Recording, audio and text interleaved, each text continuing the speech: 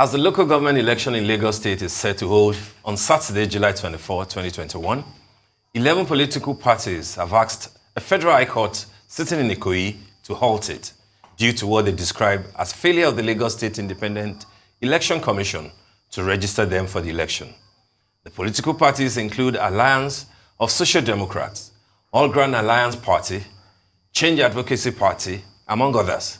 The suit has since been countered by the Lagos State Commissioner for Justice and Attorney General, Moyosore Onigbanjo, SAN, who informed the court that they have a notice of preliminary objection challenging the jurisdiction of the court in entertaining the case, having also filed a counter affidavit to the plaintiff's originating summons. Political analyst Victor Okhai joins us now to speak on the legal battle going into the election and how prepared the state electoral body is. Welcome, Victor. Good to have you around. Thank you for having me. It's next Saturday, isn't it? It is supposed to be next Saturday. The local government. I mean, the chairman of LASIEC in Lagos State, Honorable Justice Ayotunde Phillips, retired, put out a video, beautiful video, to emphasize their preparedness for the elections, saying basically that they're ready, people shouldn't be afraid. However, anything about who's supposed to run, who's not supposed to run, shouldn't come to them. What are your expectations as per the elections next Saturday? First, let me say that I believe that the Honorable Justice respects the law. On the 19th, which is, I think, about maybe tomorrow or so, we would hear from the courts. Yeah. In any case, she has said what she has said, which means it's best to prepare. So you're ready, so you don't come and give any excuses and say, oh, it was because of the court. So being ready is one thing, but the courts will have to hear from the courts as well, because there are quite a number of issues. That's right. You have the youth party on the one hand, you have the 11 parties on the other hand. And I think it's important that we have an idea about how we got to this point. Yes. First, I think it was in February 2020 when the parties were deregistered. And I think that in deregistering the party at the time, let me speak from the moral side before, I won't tackle the legal side, but I'll also talk about the legal a bit. Now, how can you register parties only a few months to an election? And then the election is conducted, and then you deregister them because they did not perform optimally. I'm just using that language. They meet the criteria of, Yes. So you see, what's happening with the youth party is typical of INEC. Now, there's a provision that if, there's freedom of association. So you can set up a political party as long as you meet the requirements. And if INEC fails after a certain period, then you cannot, that party is deemed a legal party. That's the argument of youth party, and that's what has made them a political party today. INEC is playing politics. I'm sorry to say, I don't know how independent they are. But I'll tell you, and I'm speaking with facts, because even the courts are agreeing with whatever it is I'm saying. Now, so the youth party on the one hand, I'll go to the other 11 political parties and the rest, that were deregistered. Now, you cannot register a party, delay, and then register parties only a few months to an election. And then you say, oh, you didn't win any elections, and so you're deregistered. How are parties supposed to grow? Do you understand what I'm saying? It's like tying a horse and asking it to run. You don't do that.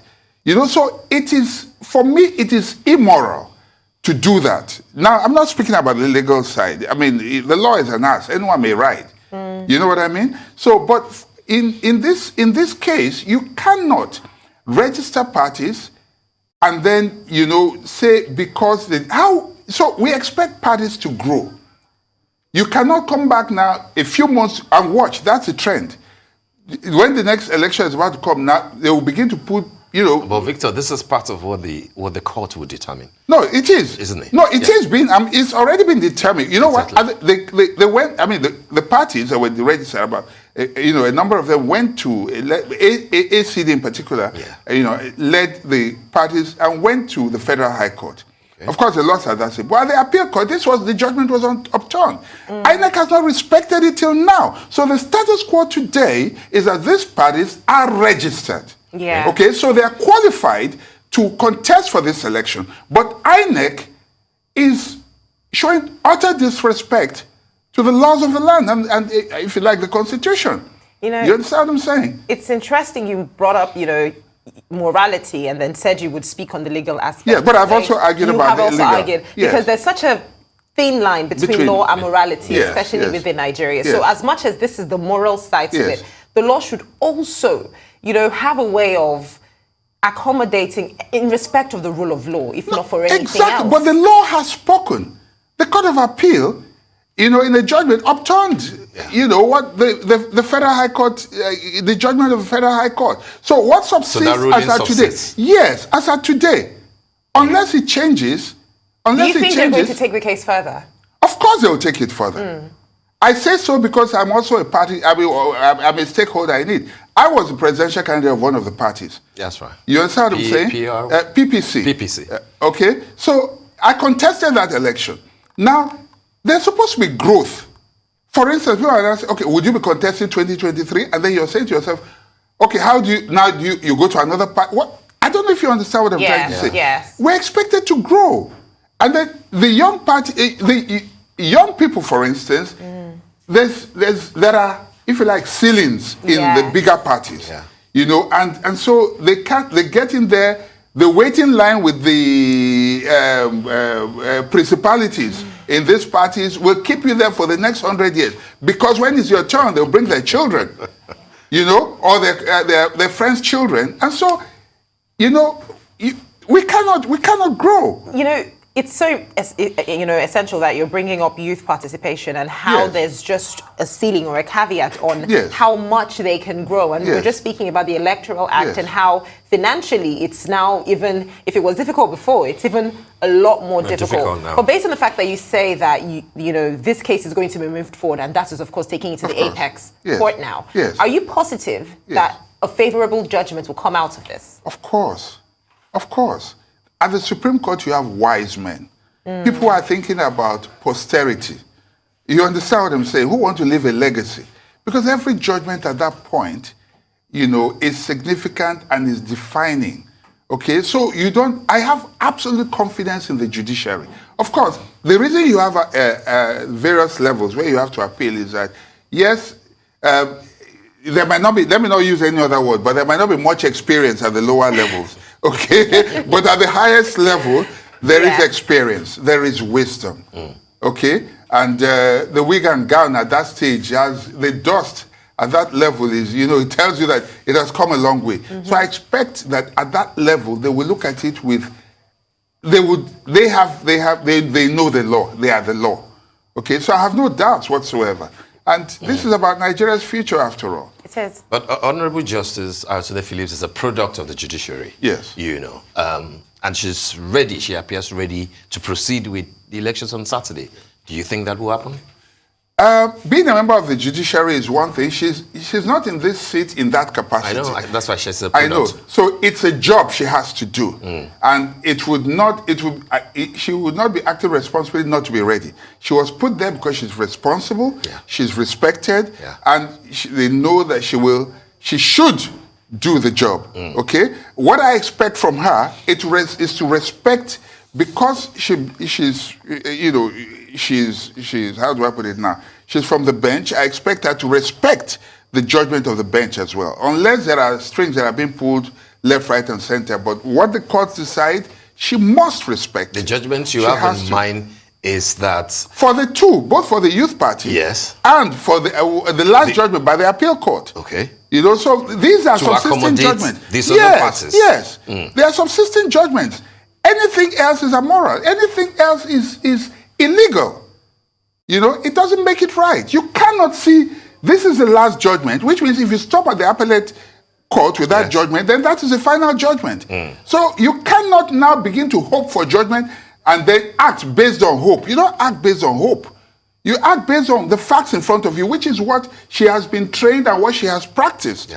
Which is, what is the law in front of, what evidence are you bringing in front of me? The evidence before her right now is that the Court of Appeal has upturned the judgment of the Federal High Court, which the INEC was relying upon, to proscribe these parties. So that is what it is today, and I expect her to respect it as a member of if the election proceeds on Saturday, it is illegal without these other parties. Yes, it is illegal. I see. As at the law, with the judgment subsisting at the moment, anything else is illegal.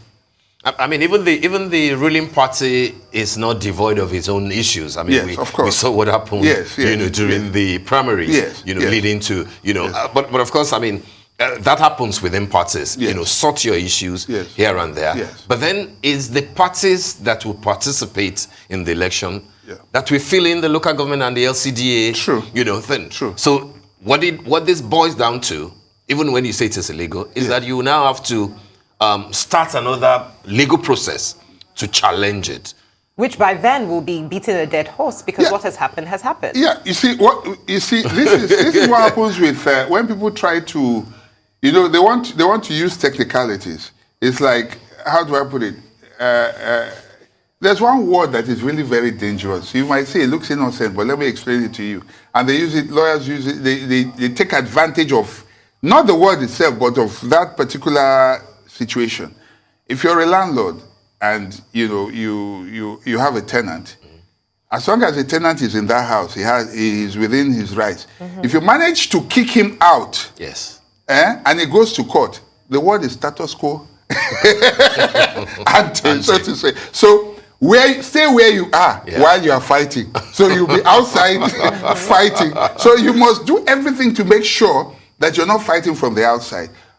Like I said, the law is an ass. Well, anyone may write. There are still principles to these things. I mean, the law in itself. You see, that's the thing. You're talking about principles. Now, let me give you a little.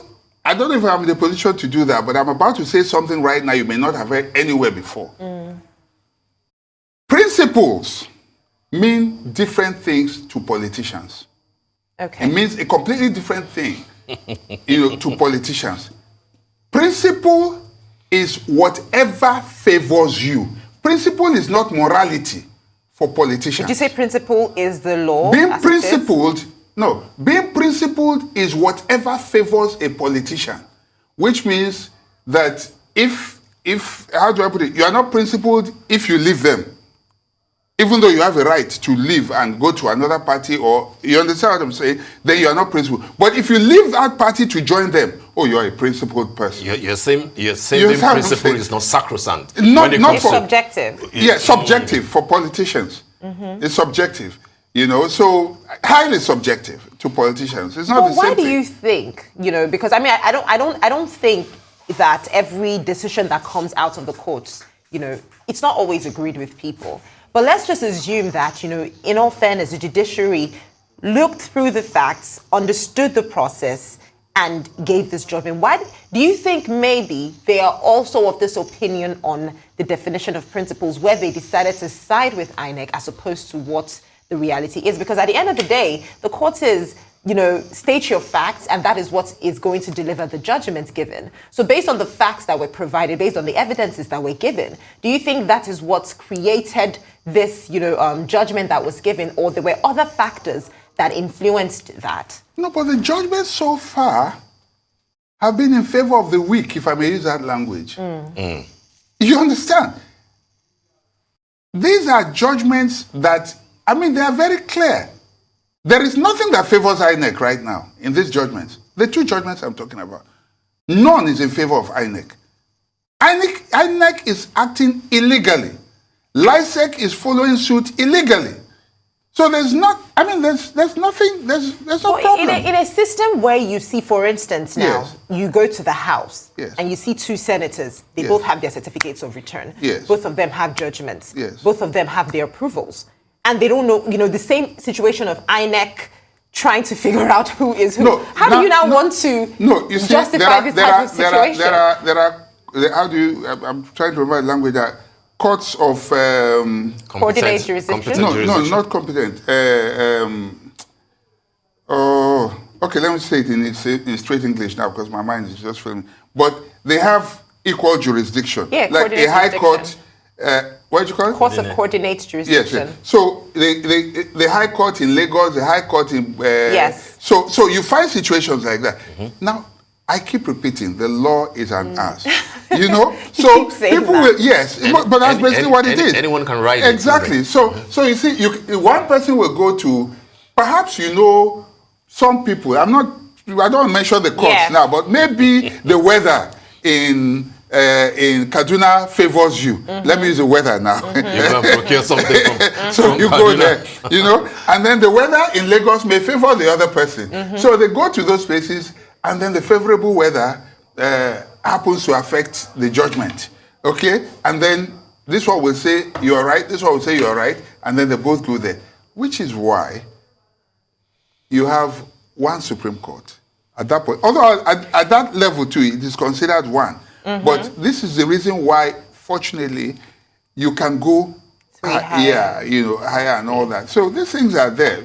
People talk about procuring judgment. It's there. Everything, even cases are, how do I put it? You can say they are not supposed to be subjective, because there is an objective criteria for deciding. You understand? You look at precedences, you look at what the law says, you look at all of that. Do you think maybe this issue... Yes. Because for the longest time we've been speaking about the law. Yes. Do you think this is just an offshoot of one of the loopholes when it comes to judicial precedence and the respect for that within our legal system? Well, I do not think so. I just think that, if I may say this, and I say so most respectfully, there are some judicial officers, I will rather use that language, who, let me put it this way. Yes, I can do what I can. You go ahead and, you understand what I'm saying? Sometimes people procure judgments. However, I'm not necessarily saying through... That's what, yeah. You understand what I'm saying? We're in Nigeria after all. But it's not just peculiar to this country. And don't forget that even judges are human. Absolutely. So sometimes the son, the sister, the brother, these things happen. So they're human. But this is why the ultimate judge is God. But until we get to that point, we are hoping that the Supreme Court and the appellate courts will serve justice. Justice. Yes. Well, that's what we're all hoping for, and we hope that is the case at the end of the day. But till Saturday, and then we will know how this justice has By tomorrow we'll begin to shape Saturday. Yeah. From the legal side. Yes. Okay. Yes. Victor Okhai, this we has wish them been all the amazing. best. Thank you so much for joining us. Thank you for having me.